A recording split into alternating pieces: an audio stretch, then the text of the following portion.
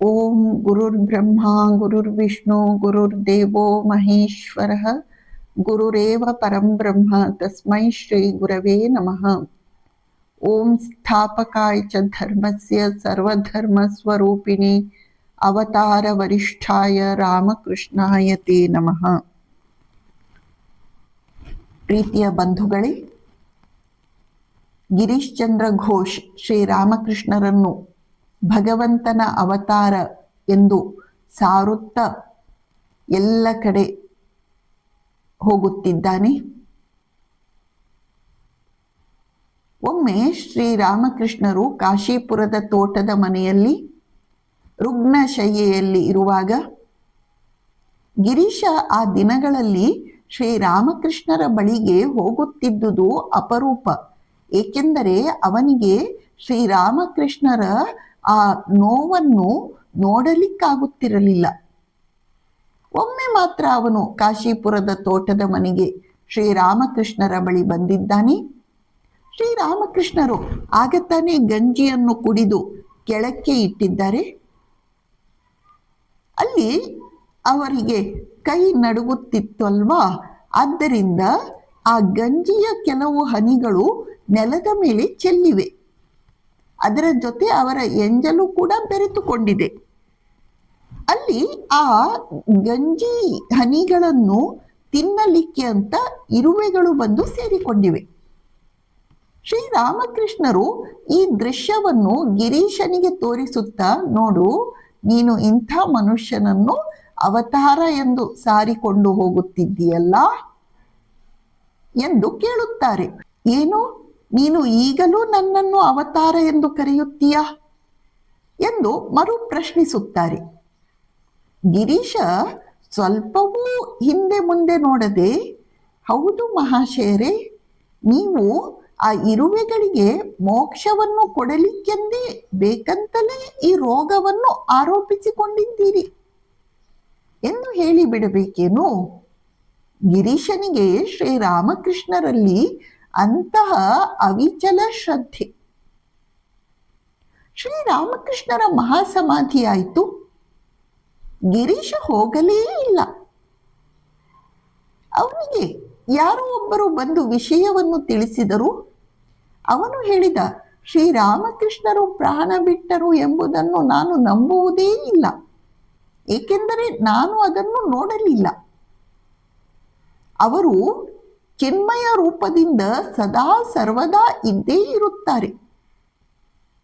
ಆ ಭಕ್ತ, ಗಿರೀಶ, ನೀವು ರಾಮಕೃಷ್ಣರ ಅಂತ್ಯಕ್ರಿಯೆಗೆ ಹೋಗುವುದಿಲ್ಲವೇ ಎಂದು ಕೇಳಿದಾಗ ಗಿರೀಶ, ಇಲ್ಲ, ನಾನು ಹೋಗುವುದಿಲ್ಲ.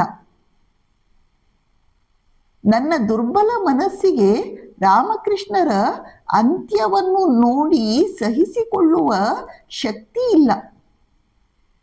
ಅವರು ನನ್ನ ಪಾಲಿಗೆ ಸದಾ ಸರ್ವದಾ ಬದುಕಿದ್ದಾರೆ ಎಂದು ಹೇಳಿ ಅವನು ಶ್ರೀರಾಮಕೃಷ್ಣರ ಅಂತಿಮ ಯಾತ್ರೆಗೆ ಹೋಗುವುದೇ ಇಲ್ಲ.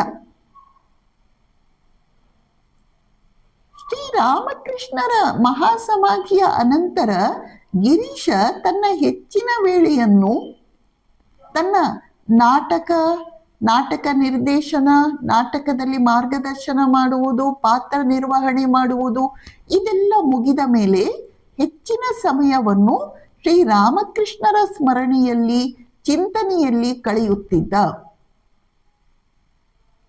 ವಿಧಿಯ ದಾಳಗಳ ಅಡಿಯಲ್ಲಿ ಗಿರೀಶ ತತ್ತರಿಸಿ ಹೋಗುವಂತಹ ಸನ್ನಿವೇಶಗಳು ಬಂದವು.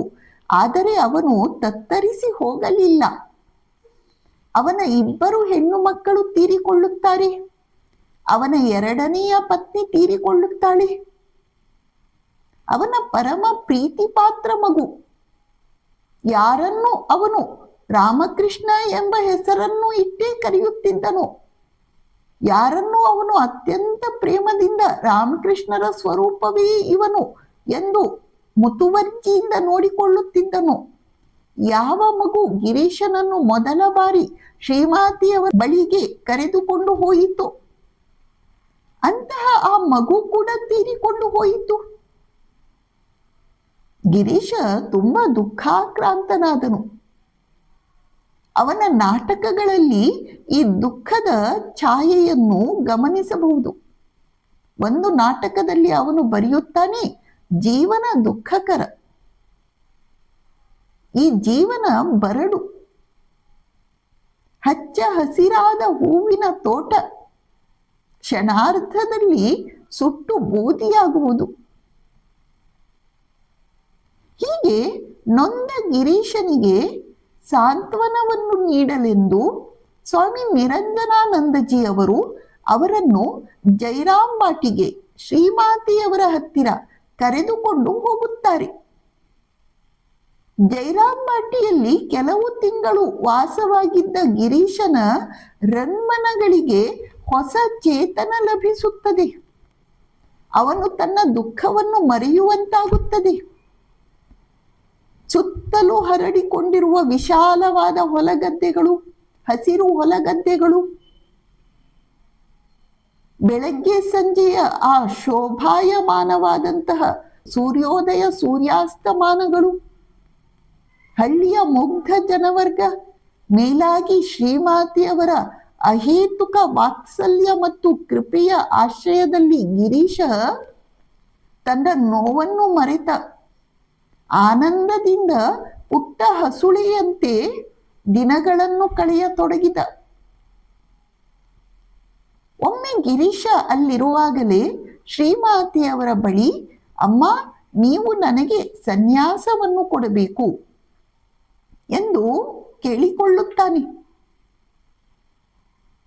ಗಿರೀಶ ಅದನ್ನು ಸಮರ್ಥಿಸಲು ಬಗೆ ಬಗೆಯ ವಾದಗಳನ್ನು ಮುಂದೊಡ್ಡುತ್ತಾನೆ. ಬೇರೆ ಯಾರಾದರೂ ಆಗಿದ್ದರೆ ಗಿರೀಶನ ವಾಕ್ಸರಣಿಗೆ ಒಪ್ಪಿ ಬಗ್ಗಿ ಬರಬೇಕಾಗಿತ್ತು. ಆದರೆ ಶ್ರೀಮಾತೆಯವರು ಮಾತ್ರ ಗಿರೀಶ ಎಷ್ಟೇ ಅವರ ಮನವೊಲಿಸಲು ನೋಡಿದರೂ ಕೂಡ ತಾವು ಅವನಿಗೆ ಸನ್ಯಾಸವನ್ನು ಕೊಡುವುದಿಲ್ಲ. ಅವನು ಗೃಹಸ್ಥ ಜೀವನದಲ್ಲೇ ಇದ್ದುಕೊಂಡು ಶ್ರೀರಾಮಕೃಷ್ಣರ ನಿರ್ದೇಶನದಂತೆ ನಾಟಕ ಕಂಪನಿಯ ಕೆಲಸವನ್ನು ಮುಂದುವರಿಸಿಕೊಂಡು ಹೋಗಬೇಕು ಎಂದೇ ಆದೇಶ ಮಾಡುತ್ತಾರೆ. ಅಲ್ಲದೆ ಮುಂದೆ ಶ್ರೀಮಾತೆಯವರು ಅನೇಕ ಬಾರಿ ಗಿರೀಶನ ನಾಟಕಗಳಿಗೆ ಹೋಗಿ ಬರುತ್ತಾರೆ. ಗಿರೀಶ ಅತ್ಯಂತ ಪ್ರತಿಭಾನ್ವಿತ ಕವಿ, ನಾಟಕಕಾರ, ಬರಹಗಾರ, ನಾಟಕ ನಿರ್ದೇಶಕ ಮತ್ತು ನಟ ಆಗಿರ್ತಾನೆ. ಅವನ ನಾಟಕ ರಚನೆಯ ಮೇಲೆ ಶ್ರೀರಾಮಕೃಷ್ಣರ ಪ್ರಭಾವ ಅಚ್ಚಳಿಯದುದಾಗಿತ್ತು. ಅದಕ್ಕೆ ಒಂದು ಉದಾಹರಣೆ, ಗಿರೀಶ ಒಂದು ನಾಟಕವನ್ನು ಬರೆದಿದ್ದ. ಅದರ ಹೆಸರು ರೂಪ ಸನಾತನ. ಅವರಿಬ್ಬರು ಚೈತನ್ಯ ದೇವನ ಶಿಷ್ಯರು. ಆ ನಾಟಕದಲ್ಲಿ ಒಂದು ಕಡೆ ಚೈತನ್ಯ ಮಹಾಪ್ರಭು ಭಕ್ತರ ಪಾದಧೂಳಿಯನ್ನು ಸ್ವೀಕರಿಸುತ್ತಾನೆ ಎಂಬ ದೃಶ್ಯ ಬರುತ್ತದೆ. ಆ ದೃಶ್ಯವನ್ನು ಕಂಡು ಸಂಪ್ರದಾಯಸ್ಥ ವೈಷ್ಣವರೆಲ್ಲ ಗಿರೀಶನ ವಿರುದ್ಧ ದೊಡ್ಡ ಗಲಾಟೆಯನ್ನು ಎಬ್ಬಿಸಿ ಬಿಡ್ತಾರೆ. ಆಗ ಗಿರೀಶ ಹೇಳುತ್ತಾನೆ, ನಾನು ಏನನ್ನು ನೋಡಿದ್ದೇನೋ ಅದನ್ನೇ ಬರೆಯುತ್ತೇನೆ.